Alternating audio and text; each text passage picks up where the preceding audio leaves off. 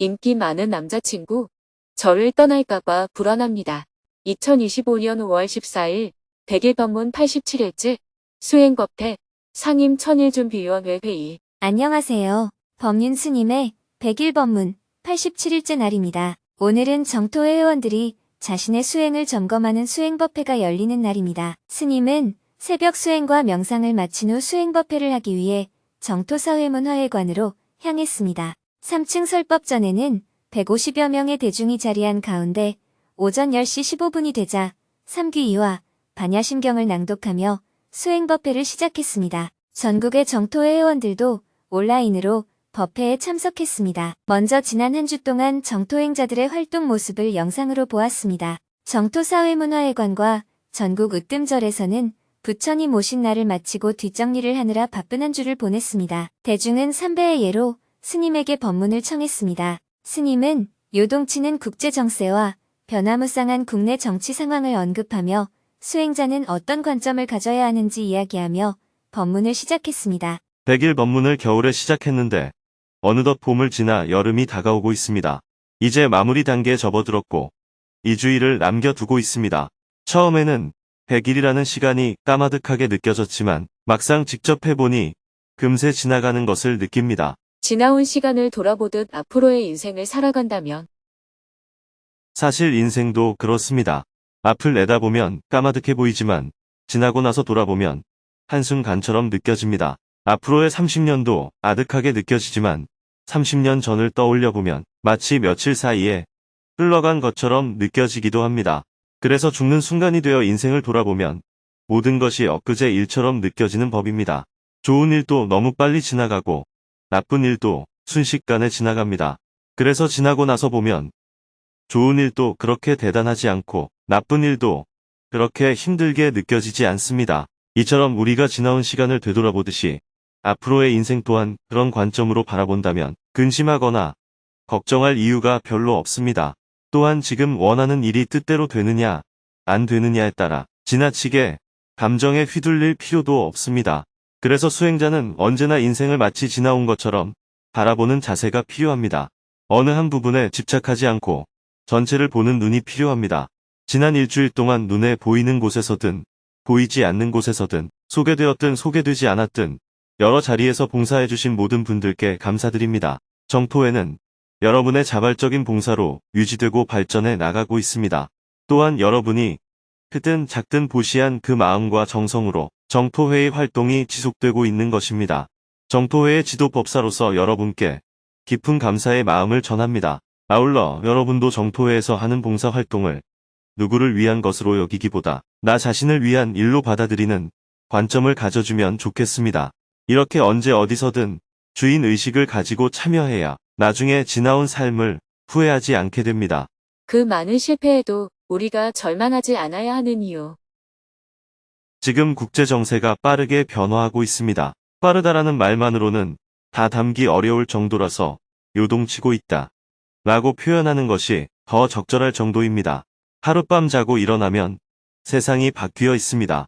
어제까지만 해도 미국이 중국산 수입품에 145% 관세를 매기더니 자고 나니 30%로 뚝 떨어져 있기도 합니다. 이런 변화에 대해 미리 정보를 얻은 일부 사람들은 주식을 투기의 수단으로 삼아 막대한 돈을 벌기도 하고 또 잃기도 합니다. 국가를 움직인다거나 세계를 움직인다기보다는 몇몇 힘있는 사람들이 마치 자신의 가게를 운영하듯 세상을 제멋대로 이끌어가고 있는 형국입니다. 그 결과 80억 인류가 큰 혼란을 겪고 있습니다. 국내 정세도 마찬가지입니다. 자고 일어나면 상황이 바뀌어 있습니다. 좋게 말하면 다이내믹하다 고 할 수 있지만 달리 보면 혼란스럽다 는 표현이 더 적절할지도 모릅니다. 그러나 이런 변화들도 결국 시간이 지나고 보면 별일 아니게 느껴질 것입니다. 우리의 지난 역사를 돌아보면 늘 실패의 연속이었습니다. 동학혁명도 실패로 끝났고 3.1 독립운동도 실패로 끝났고 해방 후에는 분단이라는 아픔을 겪었습니다. 6.25 전쟁도 겪었고 곳곳에서 좌절의 역사가 이어졌습니다. 그런데 전체적으로 보면 어떻습니까? 부분적으로는 늘 실패했지만 큰 흐름 속에서는 역사가 조금씩 더 나은 방향으로 발전해왔습니다. 우리의 인생도 마찬가지입니다. 부분적으로는 실패했더라도 길게 보면 성공을 향해 나아가고 있습니다. 그래서 우리는 작은 실패 하나에 너무 좌절하거나 절망할 필요가 없습니다. 연습 삼아 해본다고 생각하면 됩니다. 연습 삼아 하는 모든 일은 결국 배움이 됩니다. 이러한 배움을 통해 우리는 점점 더 능숙해지고 세상의 크고 작은 일을 감당할 수 있는 사람으로 성장하게 됩니다. 그런 관점을 가지고 오늘도 수행 정진에 나가시기를 바랍니다. 이어서 사전에 질문을 신청한 분들이 차례대로 질문을 했습니다. 온라인에서 2명, 현장에서 2명이 각각 질문하고 스님과 대화를 나누었습니다. 그중 한 명은 주위로부터 인기가 많은 남자친구를 새로 사귀었는데 늘 자신을 떠날까봐 불안하다며 어떻게 하면 집착에서 벗어날 수 있는지 스님의 조언을 구했습니다. 인기 많은 남자친구. 저를 떠날까봐 불안합니다. 남자친구를 새로 사귀었는데 이전 남자들보다 여러모로 훌륭한 사람이고 인기도 많습니다. 그래서인지 점점 집착하게 되고 그 사람이 저를 떠날까 불안합니다. 신점을 보니 그 사람 주변에 여자가 너무 많고 지금도 혹시 다른 여자가 있을지도 모른다는 청천벽력 같은 말을 했습니다. 아직 아무 일도 일어나지 않았는데도 화가 납니다. 자책감이 들어서 헤어지고 싶다가도 다시 극복하고 싶어집니다. 이런 집착과 자책에서 어떻게 벗어날 수 있을까요? 뜨거운 불덩어리를 손에 쥐고 있다면 어떻게 해야 할까요? 계속 쥐고 있어야 할까요? 놓아야 할까요? 놓아야 합니다. 그럼 헤어져야 할까요? 남자친구를 몇 번 만나보니 딱 마음에 들었죠. 그럼 다른 여자들도 그 사람을 보면 마음에 들까요? 안 들까요? 너무 마음에 들 것 같아서 걱정이에요. 그런 줄 알고 만나면 되죠. 그런데 저만 봤으면 좋겠습니다. 그건 불가능한 일입니다. 사람은 물건이 아니잖아요. 물건이라면 돈 주고 사서 딱 내 방에 넣어두면 되지만 사람은 그렇지 않습니다. 지금 질문자는 불가능한 것을 꿈꾸기 때문에 괴로운 겁니다. 결혼을 해도 마찬가지예요. 잘생기고 성격 좋고 일까지 잘하는 사람을 보면 결혼 여부와 관계없이 누구라도 호감을 느낄 수 있어요. 어떤 사람은 스님인 저를 보고도 좋아요 라고 말하기도 해요. 그런 감정까지 우리가 다 통제할 수는 없습니다. 앞으로도 그 남자를 좋아하는 여자는 계속 생길 거예요. 그 남자가 그중 누구를 좋아하게 될지는 알 수 없지만 그럴 가능성은 매우 높습니다. 많은 사람이 그 사람에게 호감을 느낀다는 것은 그 사람 역시 다른 사람에게 마음이 갈 확률도 높다는 거니까요. 질문자도 마찬가지입니다. 지금은 주변에 괜찮은 남자가 없어서 그렇지 지금 남자친구보다 조건이 좋은 사람이 나타난다면 어떨 것 같아요? 과감히 버릴 건가요? 아니면 예비로 놔둘 건가요? 예비로 놔둘 것 같습니다. 그렇죠. 지금 만나는 사람이 있는데도 불구하고 경제적으로 여유 있는 사람을 보면 어려울 때를 대비해 예비로 두고 싶고 마음이 착한 사람은 힘들 때 상담할 친구로 남겨두고 싶어지잖아요. 사람은 원래 그렇습니다. 결혼한 사람도 옆에 좋은 사람이 나타나면 좋은 감정이 생깁니다. 그래서 불륜이라는 것을 하게 되는 거예요. 연애를 할 때만 전전긍긍하는 게 아니라 결혼 후에도 계속 불안해하며 살아야 할 겁니다. 예를 들어 작은 회사의 주식은 1억 원어치를 사면 지분 100%를 가질 수 있지만 대기업의 주식은 5억 원어치를 사도 지분은 0.1%도 안 됩니다. 그럼 1억 원으로 지분 100%를 가진 회사의 주식을 가질래요? 아니면 지분이 0.1%밖에 안 되지만 대기업의 주식을 가질래요? 선택은 본인 몫입니다. 저는 0.1%를 가지더라도 많은 돈을 가지겠습니다. 그렇다면 나는 이 사람의 지분을 조금 가지고 있는 것만으로도 만족한다 하는 관점을 가져야 합니다. 결혼 후 다른 여자가 얽히더라도 그래도 법적으로 내가 아내다 하고 너그럽게 넘길 수도 있어야 합니다. 옛날에는 임금과 결혼하려면 왕비가 후궁을 인정해줘야 했습니다. 그만큼 큰 지위를 가지려면 받아들여야 할 것도 많은 거예요. 이것은 윤리나 도덕, 법으로 통제될 수 있는 문제가 아닙니다. 법으로 막으려 하니까 자꾸 불법이 생기는 거예요. 이 세상이 원래 그렇습니다. 이익이 있으면 울타리를 쳐놔도 도둑이 들끓어요. 이익이 없으면 울타리를 안 쳐놔도 아무도 안 가져갑니다. 그래서 혼자 독점하고 싶으면 아무도 관심 없는 남자를 만나면 됩니다. 갖다 내놔도 아무도 안 가져갑니다. 그런데 내 눈에 괜찮은 사람은 다른 사람 눈에도 괜찮아 보이는 게 당연합니다. 이것을 문제 삼기 시작하면 괴로울 수밖에 없습니다. 초조, 불안, 질투 같은 괴로움이 계속 생깁니다. 그래서 그런 행동을 보고 쥐약을 먹는 것과 같다 라고 표현하기도 합니다. 그런데 쥐약도 괜찮아요. 한 번쯤은 먹고 죽을 각오를 하고 직접 먹어보는 것도 괜찮습니다. 세상에는 쥐약도 한 번 못 먹어본 사람도 많거든요. 그렇게 생각하면 훨씬 편안해집니다. 너무 집착하지 말고 하루를 연애하든 한 달을 연애하든 할 수 있는 만큼 하는 거예요. 상대에게 다른 여자가 생기더라도 그런 남자를 한 번 만나봤다는 것만으로도 못 만나본 것보다는 낫다고 생각하면 됩니다. 좋은 것은 누구나 다 갖고 싶어 합니다. 그 마음은 이해되지만 세상은 그렇게 되지 않습니다. 가질 수 없는 것을 가지려고 하면 괴로워지는 거예요. 이것은 윤리와 도덕의 문제가 아닙니다. 예를 들어 여러분에게 걸레를 하나 고르라고 해요.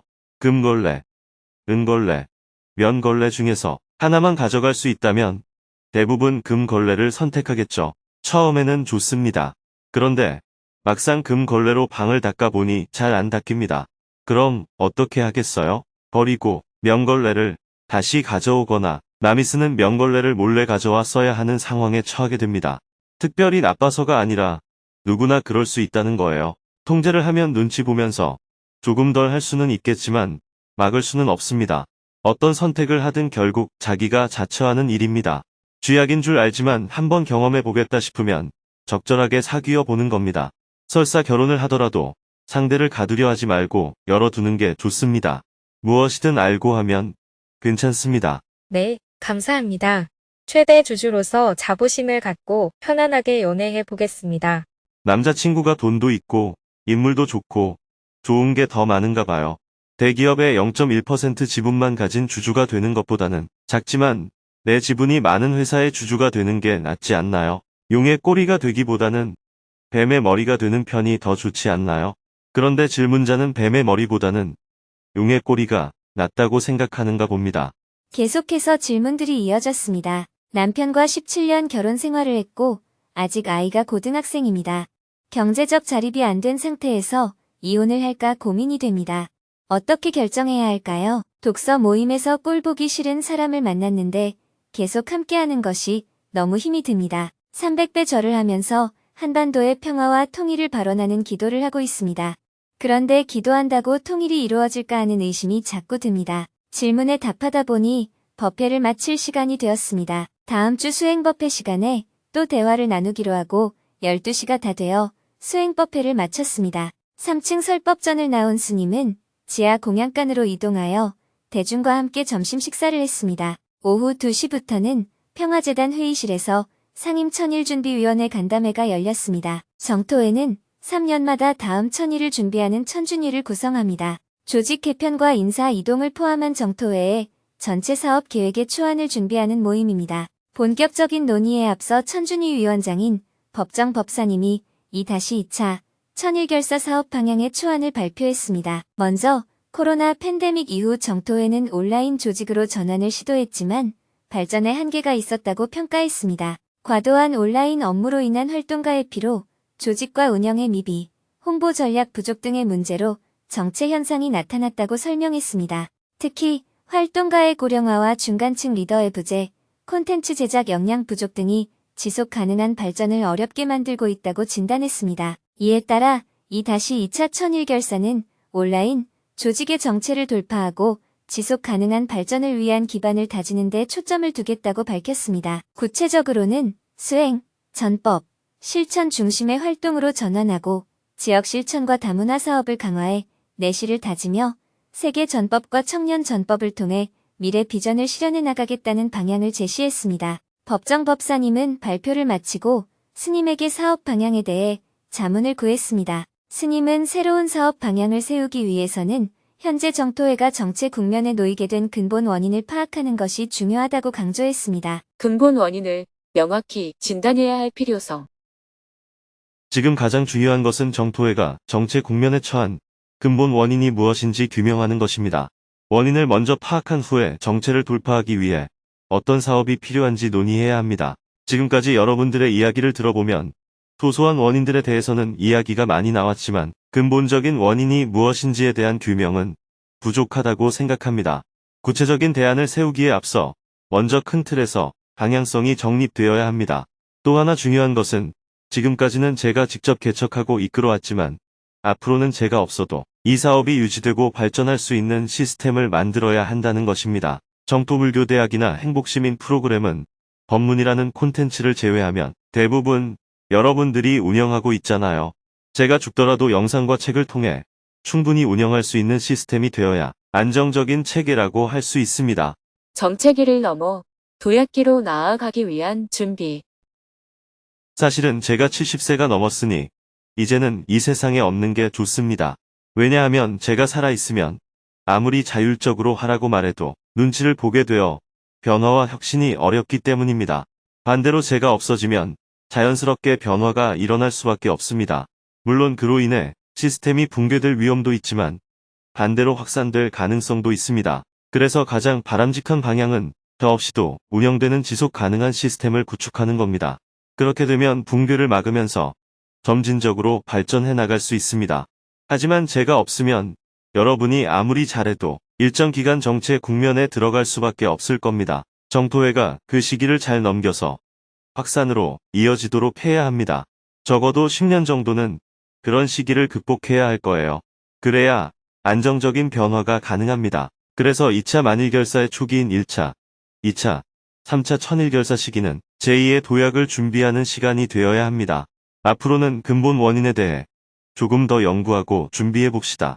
이외에도 상임천준위에서는 청년특별지부의 연령 조정, 지역지부와의 연계 강화, 해외지부의 통합 운영, 행복시민 활동가 양성을 위한 교육원 설치, 주간 지회 시범 운영 등 여러 가지 주제에 대해 스님에게 조언을 구했습니다. 스님이 제안한 방향과 과제를 가지고 앞으로 정토회의 지속 가능한 발전을 위한 논의를 계속해서 이어나가기로 하고 오후 4시가 되어 간담회를 마쳤습니다. 해가 저물고 저녁 7시 30분부터 저녁반 수행법회 생방송을 했습니다. 3층 설법전에는 150여 명의 대중이 자리하고 정토회 회원들은 온라인 화상회의방에 접속한 가운데 3배의 예로 스님에게 법문을 청했습니다. 스님은 오전처럼 급변하는 국제 정세와 국내 정치 상황 속에서 수행자가 가져야 할 관점을 이야기한 후 대화를 시작했습니다. 온라인에서 질문을 신청한 3명이 먼저 질문을 하고 현장에서 1명이 손을 들고 질문을 했습니다.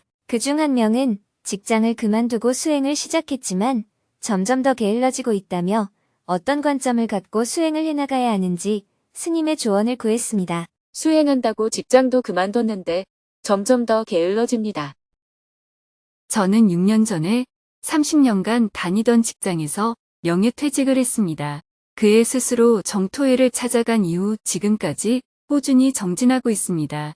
이번 100일 법문을 계기로 법비를 듬뿍 받아 느슨해진 마음을 다잡고자 오전 근무만 하던 직장도 그만두었습니다. 그런데 막상 시작해보니 수행에 집중하기보다는 점점 게을러집니다. 경전 강의를 들으며 게으름도 내 몸을 돌보는 쉼의 시간이다 하고 연기법과 무유정법을 나름대로 적용해 보기도 했습니다. 하지만 마음 한편에선 이래도 되나 하는 의문이 자꾸 생깁니다. 혹시 제가 경전 말씀에 빗대어 게으름을 합리화하고 있는 건 아닐까요? 질문의 요지는 제가 요즘 게으름을 피우고 있습니다. 이거잖아요. 그럼 간단합니다. 게으름을 피운다고 인식하면 게으름을 안 피우면 됩니다. 이래도 되나 싶으면 다시 열심히 하면 되고 너무 욕심을 부린다 싶으면 안 하면 됩니다. 별일 없이 한가하니까 게으름을 피우는 거겠죠. 그러다 발등에 불이 떨어지면 또 급한 마음에 부지런히 하게 됩니다. 그래도 안 죽고 잘 살고 있는 걸 보면 괜찮은 것 같습니다. 그래서 질문자가 묻고 싶어하는 내용의 요지가 무엇인가요? 게으름을 어떻게 극복할 수 있을까요? 지금은 시간이 남아서 그런 거니까 좀 게으름을 피우셔도 괜찮습니다. 직장도 오래 다녔고 100일 법문을 듣는다고 오전 근무까지 그만뒀으니 지금은 딱히 할 일이 없는 상태잖아요. 정말 할 일이 없으면 근처에 있는 정토회의 으뜸절에 가서 일을 좀 거들어 보는 것도 좋겠습니다. 그러면 저절로 해결돼요. 사람이 할 일이 없으면 게을러지는 것이 자연스러운 일이에요. 상황이 급박해지면 저절로 부지런해집니다. 딱히 할 일도 없는데 부지런해지려는 건 어딘가 맞지 않죠. 할 일 없는데 어떻게 바빠질 수 있겠어요? 그러니 지금은 게으름을 좀 피우고 나중에 할 일이 많이 생기면 그때는 부지런히 움직이면 됩니다. 그게 바로 무유정법입니다. 물도 평평한 곳에서는 천천히 흐르고 경사가 급한 곳에서는 빨리 흐르잖아요. 인생도 그런 겁니다. 그러니 너무 문제 삼지 마세요. 별일 아닙니다. 그렇게 가볍게 받아들이시기를 바랍니다. 감사합니다. 계속해서 질문들이 이어졌습니다. 저는 새어머니가 저를 길러주셨습니다. 그런데 얼마 전 생모가 갑자기 연락을 해오니 길러주신 새어머니가 이를 알게 되면 기분이 상하실까 걱정이 됩니다. 전법회원 신청자 교육을 받다 보니 회양한다 하는 것의 의미가 궁금해졌습니다. 그리고 전법을 할 때 상대방에게 기대하는 마음을 어떻게 내려놓을 수 있을까요? 불교사회대학 강의를 듣고 나서 거시세계의 원리와 미시세계의 원리가 비슷할 수도 있다는 생각이 들었습니다. 이에 대해 스님은 어떤 생각을 가지고 있는지 궁금합니다. 4명과 대화를 나누고 나자 수행법회를 마칠 시간이 되었습니다. 참석자들은 모든 별로 마음 나누기를 한 후 밤 9시가 다 되어 수행법회를 마쳤습니다. 내일은 100일 법문 88일째 날입니다. 오전에는 정토사회문화회관 3층 설법전에서 스승의 날 행사를 한 후 이어서 반야심경 6강 강의를 하고 저녁에는 지하 대강당에서 불교사회대학 19강 강의를 할 예정입니다.